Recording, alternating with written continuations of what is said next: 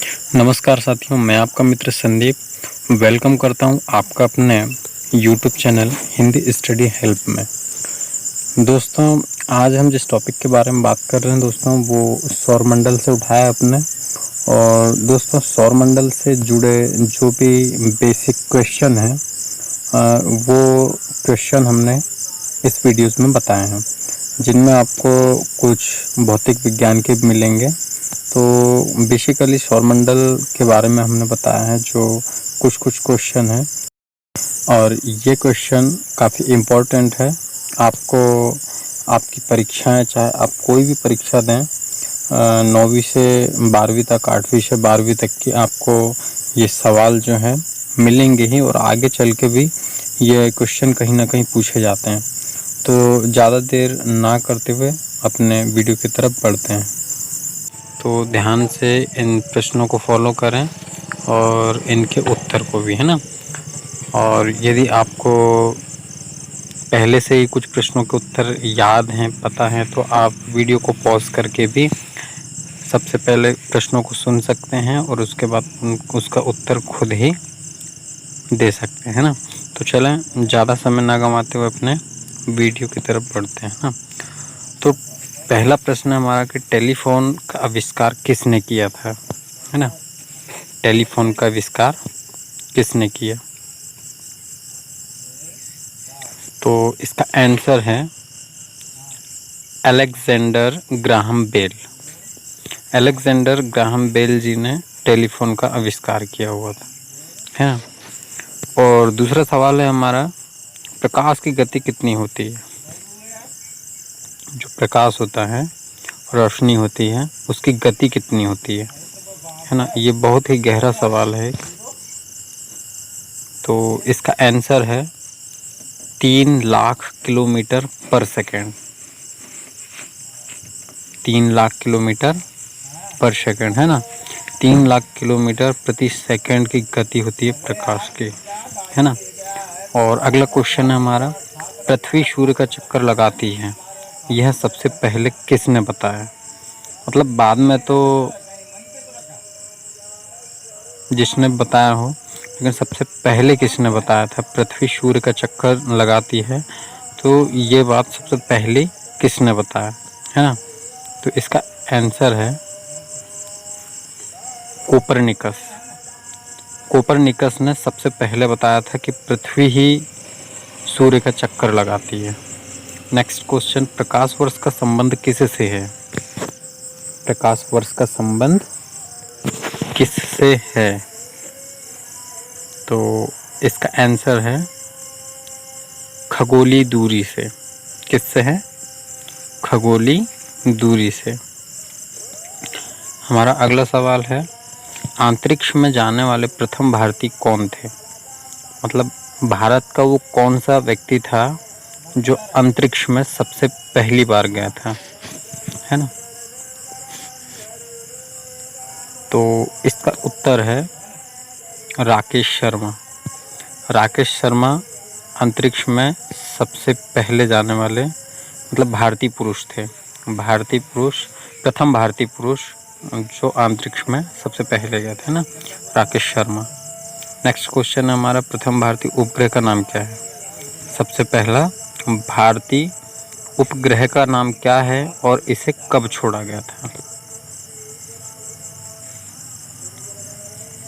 उत्तर आर्यभट्ट। प्रथम भारतीय उपग्रह आर्यभट्ट जी है ना। और इसे कब छोड़ा गया था? 1975 में, यानी 1975 में। हमारा अगला सवाल है, पृथ्वी से दिखाई देने वाला सबसे चमकीला ग्रह कौन सा है, जो कि पृथ्वी से दिखाई देता है और वो सबसे चमकीला ग्रह भी है? तो कौन सा है? उत्तर शुक्र। शुक्र एक बहुत ही चमकीला ग्रह है और यह हमें पृथ्वी से भी दिखाई देता है। क्वेश्चन नंबर 8, सौरमंडल की आयु कितनी है? सौरमंडल जो है उसकी आयु कितनी है? तो इसका उत्तर है 4.6 अरब वर्ष। सौरमंडल की आयु 4.6 अरब वर्ष है ना। अगला सवाल है हमारा, कौन सा पुच्छल तारा 76 वर्षों के बाद दिखाई देता है? वो कौन सा तारा है? पुच्छल तारा है जो 76 ईयर के बाद दिखाई देता है, 76 वर्ष के बाद दिखाई देता है। उत्तर हेली पुच्छल तारा। क्या नाम है? हेली पुच्छल तारा।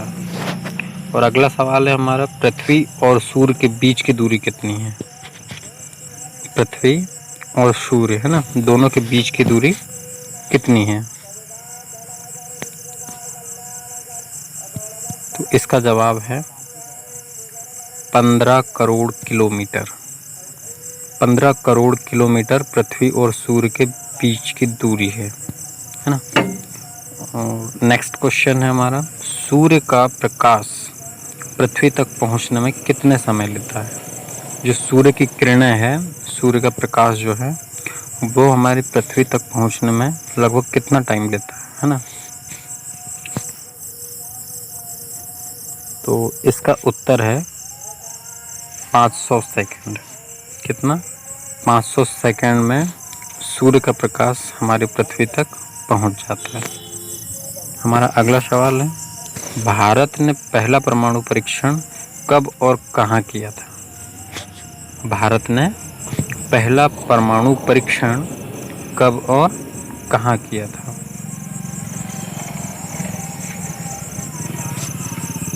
इसका उत्तर है 14 मई 1974 है ना। 14 मई 1974 को पोखरण राजस्थान में, 14 मई 1974 को किया था भारत ने पहला परमाणु परीक्षण है ना। और कहाँ पर किया था? पोखरण में, जो कि राजस्थान में है ना। अगला सवाल है हमारा, कंप्यूटर के जिस भाग को हम स्पर्श कर सकते हैं वह क्या कहलाता है? कंप्यूटर के विभिन्न भाग हैं, लेकिन ऐसा कौन सा भाग है जिसे हम छू सकते हैं है ना, और वह क्या कहलाता है? कंप्यूटर के जिस भाग को हम स्पर्श कर सकते हैं वह क्या कहलाता है? तो इसका उत्तर है हार्डवेयर। हार्डवेयर जो भाग हैं जिसे हम छू सकते हैं, स्पर्श कर सकते हैं है ना। नेक्स्ट क्वेश्चन है हमारा, कैंसर के उपचार में प्रयुक्त उत्कृष्ट गैस कौन सी है? कैंसर के उपचार में प्रयुक्त उत्कृष्ट गैस कौन सी है? तो इसका उत्तर है रेडान। रेडान जो है कैंसर के उपचार में प्रयुक्त उत्कृष्ट गैस है ना। अगला सवाल है हमारा, मोनेजाइट बालू में कौन सा खनिज पाया जाता है? मोनेजाइट बालू में कौन सा खनिज पाया जाता है? तो इसका जवाब है थोरियम। थोरियम जो है एक खनिज है और ये मोनेजाइट बालू में पाया जाता है ना। हमारा अगला सवाल है, शरीर में सबसे बड़ी अंतःस्रावी ग्रंथि कौन सी है? शरीर में मौजूद सबसे बड़ी अंतःस्रावी ग्रंथि कौन सी है? यह सवाल जीव विज्ञान का है, साइंस का है ना, जीव विज्ञान का। तो शरीर में सबसे बड़ी अंतःस्रावी ग्रंथि कौन सी है? इसका उत्तर है थायराइड ग्रंथि। हाँ, थायराइड ग्रंथि जो है हमारे शरीर में पाए जाने वाली अंतःस्रावी ग्रंथि और सबसे बड़ी अंतःस्रावी ग्रंथि है ना। तो इस चीज़ का आप विशेष ध्यान दें, काफ़ी इम्पोर्टेंट क्वेश्चन है ये। अगला सवाल है हमारा, संसार का विशालतम स्तनधारी कौन सा है? मतलब संसार का सबसे बड़ा स्तनधारी कौन है? तो इसका उत्तर है व्हेल मछली। व्हेल मछली जो है एक स्तनधारी जीव है और ये संसार में सबसे बड़ा है ना। संसार भर में सबसे बड़ा, मतलब संसार में सबसे बड़ा नहीं है लेकिन संसार में सबसे बड़ा स्तनधारी जीव है ये, है ना। अगला सवाल है हमारा, ब्लड ग्रुप की खोज किसने की थी? ब्लड ग्रुप जो होता है, तो ब्लड ग्रुप की खोज किसने की थी? तो इसका उत्तर है लैंड स्टेनर ने। किसने की थी? Landsteiner. लैंड स्टेनर ने ब्लड ग्रुप की खोज की थी। 19वां सवाल है हमारा, एल्यूमिनियम का प्रमुख अयस्क कौन सा है? ये भौतिक विज्ञान का सवाल है। एल्यूमिनियम का प्रमुख अयस्क कौन सा है? तो इसका उत्तर है बॉक्साइट। बॉक्साइट जो है एक अयस्क है एल्यूमिनियम का, है ना। बॉक्साइट एल्यूमिनियम का प्रमुख अयस्क है ना। अगला सवाल है हमारा, पहला कृत्रिम उपग्रह कौन सा था? जो पहला उपग्रह था, कृत्रिम उपग्रह, वो कौन सा था? तो इसका उत्तर है स्पुतनिक 1, है ना। स्पुतनिक 1 जो है पहला कृत्रिम उपग्रह है ना। अगला सवाल है हमारा, किस उपकरण द्वारा यांत्रिक ऊर्जा को विद्युत ऊर्जा में बदला जाता है ना। किस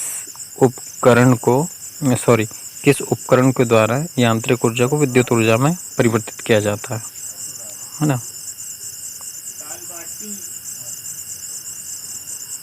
तो इसका उत्तर है डायनोमो। डायनोमो एक उपकरण है जिसके द्वारा हम यांत्रिक ऊर्जा को विद्युत ऊर्जा में बदल सकते हैं, है ना। अगला सवाल हमारा, कंप्यूटर की अस्थायी स्मृति क्या कहलाती है? कंप्यूटर की अस्थायी स्मृति क्या कहलाती है? तो उत्तर इसका रैम, है ना, जिसको हम हिंदी में शॉर्ट फॉर्म में रैम कहते हैं। और इसका पूरा जो फुल फॉर्म है रैंडम एक्सेस मेमोरी है ना। RAM means random access memory. अगला सवाल है हमारा, रिक्टर पैमाने द्वारा क्या मापा जाता है? रिक्टर पैमाना जो है इसके द्वारा हम क्या मापते हैं? तो इसका उत्तर है भूकंप की तीव्रता, है ना। रिक्टर पैमाना जो है भूकंप की तीव्रता को मापता है। अगला क्वेश्चन है हमारा, भूपटल में सबसे अधिक कौन सी धातु है? भूपटल में सबसे अधिक मात्रा में पाए जाने वाली धातु कौन सी है?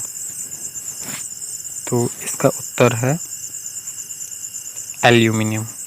एल्यूमिनियम जो है भूपटल में सबसे अधिक मात्रा में पाया जाती है।